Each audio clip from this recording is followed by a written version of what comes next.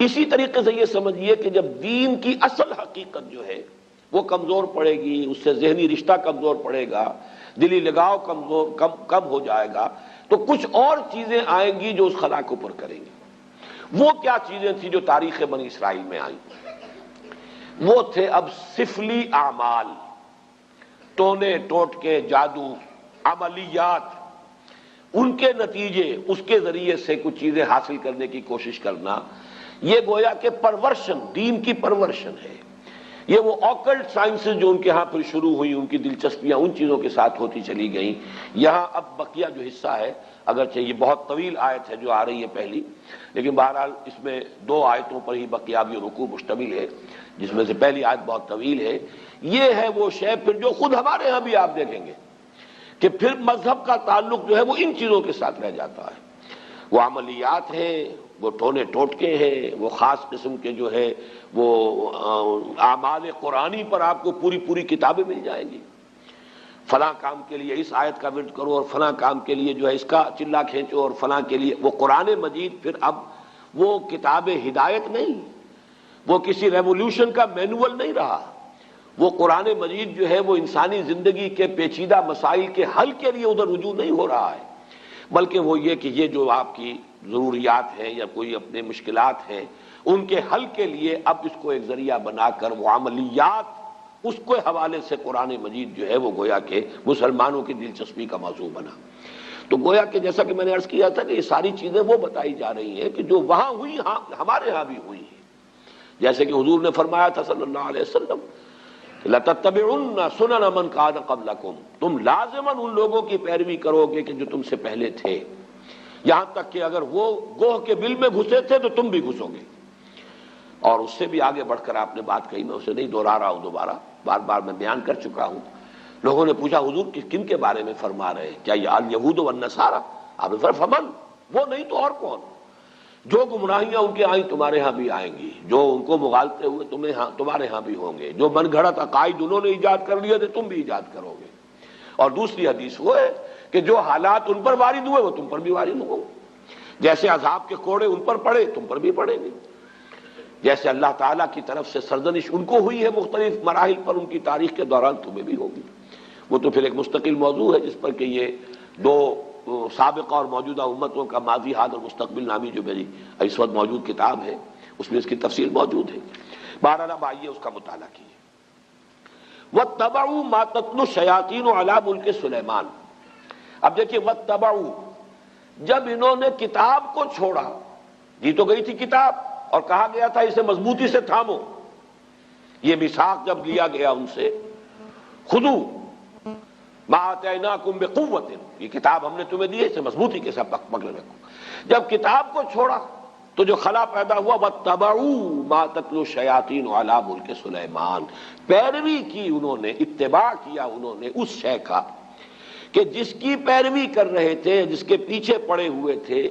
جس کا اتباع کر رہے تھے شیاطین، اور شیاطین سے مراد یہاں جنات ہیں، سرکش جنات۔ علی ملک سلیمان، علی ملک سلیمان سے مراد ہے علی عہد ملک سلیمان، سلیمان کی حکومت کے دوران، اس دور میں شیاطین جن چیزوں کے ساتھ دلچسپی رکھتے تھے، جو ان کے معمولات تھے، انہوں نے اس کا اتباع کیا، اس کی پیروی کی۔ اب اس کو نوٹ کر لیجئے کہ چونکہ حضرت سلیمان علیہ السلام کے بارے میں ہمیں معلوم ہے کہ جنات پر اللہ تعالیٰ نے انہیں تسلط عطا کیا تھا، ان کی حکومت اس اعتبار سے تاریخ انسانی میں اس کی کوئی دوسری نظیر نہیں ہے۔ ایک مقام پر قرآن مجید میں ان کی دعا بھی یہ نقل ہوئی ہے کہ اللہ مجھے وہ حکومت عطا فرما جو کسی اور کو تو عطا نہ کرے۔ اللہ تعالیٰ نے ان کی دعا قبول کی ہے۔ تو جہاں تک تو ملکی تعلق ہے، دنیا کی عام سلطنت کے اعتبار سے ان کی سلطنت کوئی بہت بڑی سلطنت نہیں تھی، ان کی سلطنت کی حدود یہی تھے، دریائے نیل سے لے کر دریائے فرات تک، اور اسی کو یہ لوگ اسی لیے کہتے ہیں کہ ہماری میراث ہے یہ گریٹر اسرائیل جو ہے، وہ نائل ٹو یوفریٹ، یہ ہے ہمارا، یہ علاقہ ہے، یہ ہماری میراث ہے، یہ یہاں پر گریٹر اسرائیل قائم کر کے رہیں گے۔ تو حضرت سلیمان علیہ السلام کی حدود مملکت تو کوئی ایسی لمبی چوڑی نہیں، دنیا میں اس سے بڑی بڑی سلطنتیں رہی ہیں، رومن امپائر اس سے کہیں بڑی رہی ہے،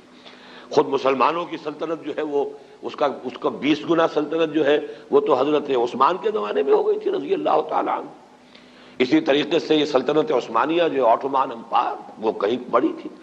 لیکن یہ کہ اس کی جو نظیر جو نہیں ہے کسی اعتبار سے،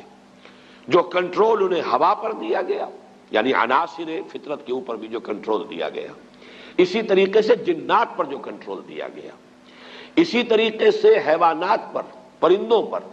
ان کو بھی استعمال کرنا، ان کی بولیاں جو ہیں ان کو بھی سمجھنا، یہ چیزیں ہیں در حقیقت ڈائمنشنز جو ہیں ان کے، جو اللہ تعالیٰ نے اقتدار انہیں عطا کیا تھا،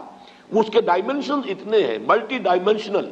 کہ اس کی کوئی دوسری نظیر نہیں ہے تاریخ انسانی کے اندر موجود۔ بہرحال اسی میں چونکہ یہ جنات بھی تھے، اس وقت گویا کہ انسانوں کا اختلاط ان جنات کے ساتھ رہا ہے، اور ان جنات کے اندر جہاں سرکش تھے، ویسے تو یہ کہ وہ سرکش بھی اس وقت تو ان کے تابع تھے، قرآن مجید میں موجود ہے، مقررین بالاسفاد،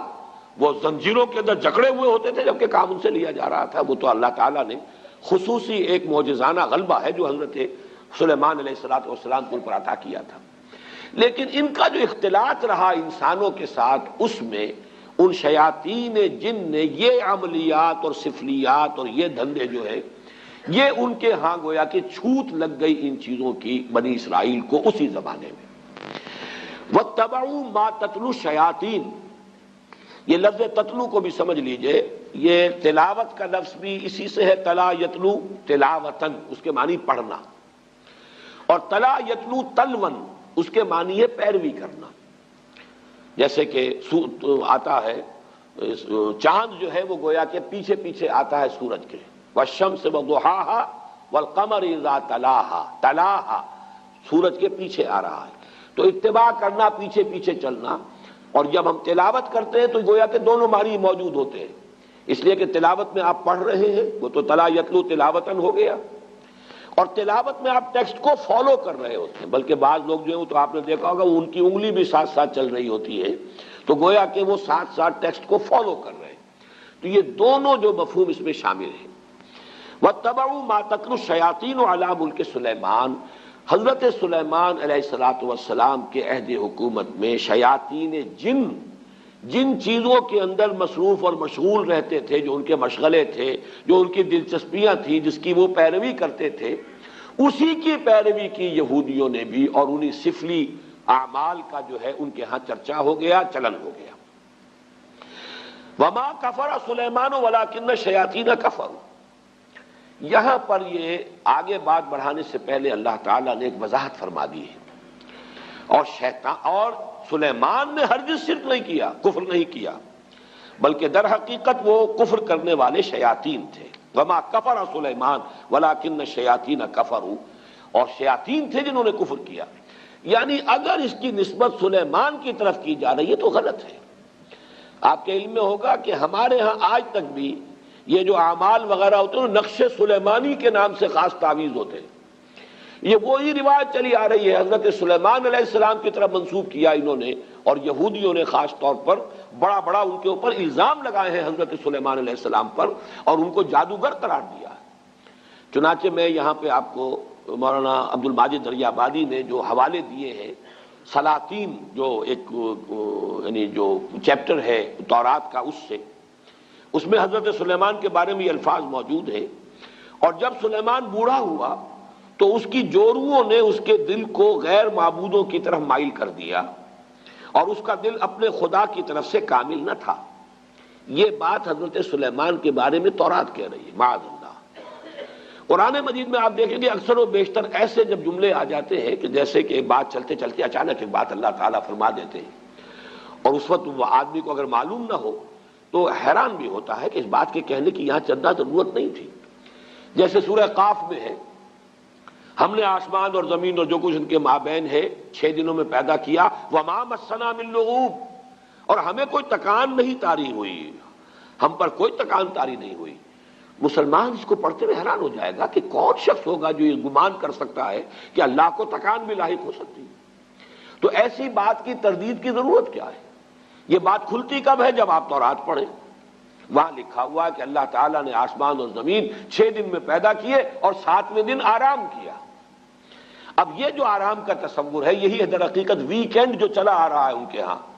کہ 6 دن کام کرو 1 دن آرام کرو۔ یہ تصور پوری مغربی تہذیب کا ویکینڈ کا تصور یہ ہے کہ اللہ نے بھی آسمان اور زمین 6 دن میں پیدا کیے اور پھر 7ویں دن جو ہے اس نے آرام کیا،